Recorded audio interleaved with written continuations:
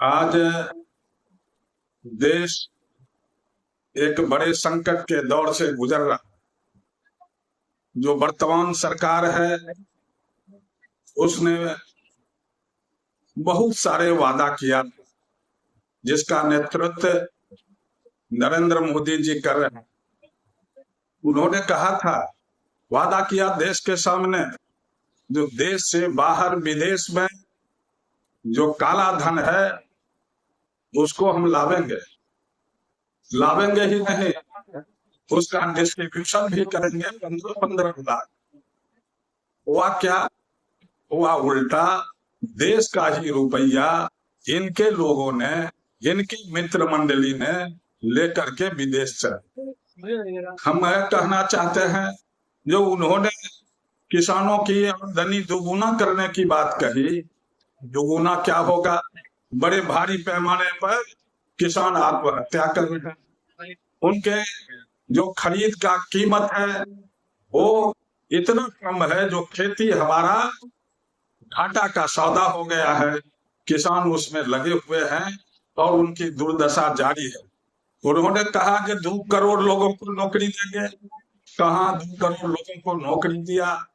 कहाँ है आपका नौकरी? बल्कि छटनी शुरू है। एक एक कंपनी में 10-10 हजार लोग एक लेटर से निकाले जा रहे हैं। मल्टीनेशनल के बड़े बड़े जो दुकान यहाँ हैं वो है।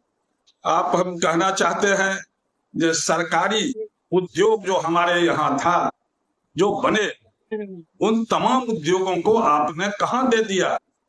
भेज दिया अडानी अंबानी के यहाँ। आपने भेज दिया पूरे कैपिटल को, बैंक को, LIC को, GIC को। आपने क्या किया? रिजर्व बैंक को। ये तमाम जो हमारी धरोहर थी उसको आपने बर्बाद कर दिया और समूचा देश एक खतरे के निशान पर खड़ा है। आज से 3 दिन पहले रिजर्व बैंक के गवर्नर ने कुछ कहा कि देश की इकोनॉमी कहाँ जा रही है। साथियों, हम इन बातों की चर्चा आपके इस 12वें सम्मेलन में इसलिए किया, जो आने वाला समय और ही संकटपूर्ण होगा और हो रहा है। उन्होंने पूरी राजनीति को नफरत की राजनीति में बदला। देश की एकता, जो हिंदू, मुस्लिम, सिख, ईसाई के ताकतों के बदौलत 1857 से 1947 तक इस देश में ब्रिटिश हुकूमत के खिलाफ जो बगावत हुआ, उसकी एकता की कड़ी यही थी। उसको आप तोड़ रहे हो, उसी को तुम बर्बाद कर रहे हो।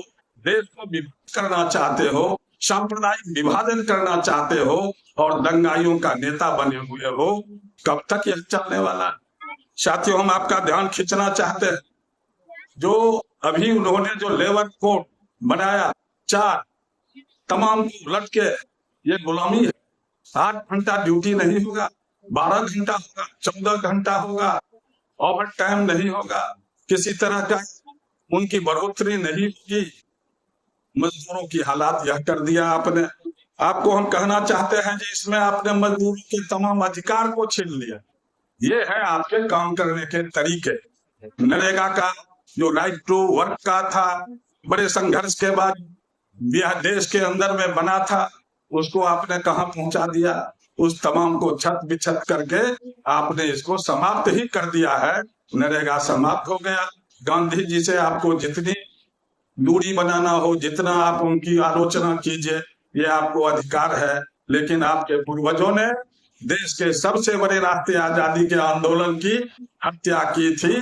कहां? तो बिरला मंदिर में जाते हुए आपके पूर्वजों ने गांधी की हत्या की और देश को आपने उस दिन तय किया था, जो हम देश को एक हिंदू राज्य बनावेंगे, एक सांप्रदायिक राज्य बनावेंगे। क्या इस बात का कहीं कोई है लेखा जोखा होगा कि नहीं? देश करेगा।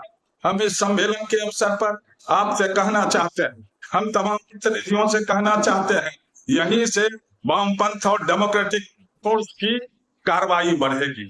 यही वो बिंदु है जहां हमको एकताबद्ध होने की जरूरत है। यही वो बिंदु है, इस शासक वर्ग के खिलाफ बगावत का झंडा खड़ा करना है। कई साथी ने कहा बिहार की हालात आप जानते हैं। दिन सभ्य समाज नहीं बचा रहा है। अखबार आप पढ़िए, जिस तरह से छोटी छोटी मासूम बच्ची के साथ बलात्कार हो, उसकी हत्या हो, जघन्य अपराध किए जा रहे हैं। महिलाओं के साथ जो बात हो रही है बिहार में, बिहार की सभ्यता तार तार हो गई। ये जीरो टॉलरेंस की बात कर, जरा पूछिए एक विभाग इनका है बिहार में जो बिना घूस का चलता हो, बिना घूसखोरी का चलता हो, बिना रुपया लिए हुए चलता हो। ये जीरो टॉलरेंस विकास की बात की चर्चा वो करते हैं। जरा पूछिए बिहार की क्या हालत है, क्या कहता है नीति आयोग, इस जीरो पर है, नंबर लास्ट में, इसकी गरीबी रेखा से सीमा नहीं, और शिक्षा का केंद्र है। ये सब बिहार, ये विकास है क्या? विनाश का रास्ता आप जा रहे हो। हम आपसे कहना चाहते हैं इस सम्मेलन के अवसर पर आप तमाम कार्यकर्ता भाइयों से, नेताओं से कहना चाहते हैं कि आपकी ये बड़ी जिम्मेदारी देश ने सौंपी है, और वो बड़ी जिम्मेदारी हम समझते हैं बिहार से शुरू होगा। आपके 12वें सम्मेलन के बाद आप निश्चित रूप से कुछ ठोस बात तय करेंगे। वामपंथी एकता एक स्लोगन नहीं बल्कि जद्दोजहद की ताकत है। सेकुलर फोर्स को इकट्ठा करना वामपंथ की सबसे बड़ी कामयाबी होगी, और इन तमाम ताकतों को इकट्ठा करके हम लड़ाई के मैदान में जाएंगे। और हम आपसे कहना चाहते हैं संघर्ष से ही समाधान का रास्ता निकलेगा, और इसी रास्ते से बिहार परिवर्तित होगा। बिहार जब परिवर्तित होगा तो देश की राजनीति का केंद्र भी बिहार बनेगा, क्योंकि इतिहास से इसी बात का साक्षी है। 74 आंदोलन कैसे हो गया? सब नेतागण यहाँ मंच पर बैठे हुए हैं। 74 आंदोलन ने देश को मजबूत जन आधार दिया, एक बड़े मोर्चे पर लड़ाई हुई, डेमोक्रेसी बचाए गए। आज डेमोक्रेसी खतरा में है। हम आपसे कहना चाहते हैं, वामपंथ के साथियों से कहना चाहते हैं, सेकुलर फोर्स से कहना चाहते हैं, यहीं से आपकी भूमिका शुरू होगी। यहीं से इस सम्मेलन के बाद एक बिहार का नक्शा बदलेगा। एक बड़ी लड़ाई की ओर हम बढ़ेंगे, संघर्ष से समाधान की ओर बढ़ेंगे, और परिवर्तित बिहार ही देश के राजनीति का नेतृत्व करेगा। और एक बड़ी लड़ाई की योजना निश्चित रूप से तमाम लोग बैठ करके बनावेंगे, और इस परिवर्तन की लड़ाई को आगे बढ़ावेंगे। इन्हीं बातों के साथ, इसी अपील आग्रह के साथ हम अपनी बात को खत्म करते हैं। आप तमाम लोगों को धन्यवाद देते हैं जो आपने संघर्ष के बिगुल को फूंका है। आपको लाल सलाम करते हैं। बिहार बदलेगा, देश की राजनीति बदलेगी, मोदी जाएगा। हम इसलिए आपको कहते हैं कि बड़े विश्वास के साथ कहते हैं, वर्ल्ड ऑर्डर बदल रहा है। अमेरिका दुनिया का सबसे शक्तिशाली ताकत, सबसे बड़ा ट्रेडर, सबसे ज्यादा संपत्ति रखने वाला, सबसे ज्यादा हथियार रखने वाला, आज चारों खाना चित पड़ा हुआ है। आज नेटो टूट गया, समूचा अरब उनके खिलाफ है।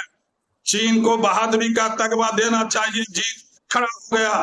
पीछे से जब उन्होंने कहा क्यूबा कब्जा कर लेंगे, चीन का फौजी सेना आगे बढ़ गया। आप समझिए रूस की सेना हो गई। आज ट्रंप की हालत क्या है? ट्रंप के मित्र है मोदी जी, परम मित्र है। यस लो, उठो बैठो, तेल लो, तेल लो, गैस नहीं लो। देश की आजादी जो आपने गिरवी रख दिया, विदेश नीति हमारी आपने खत्म कर दी। देश देख रहा है, दुनिया भी देख रहा है।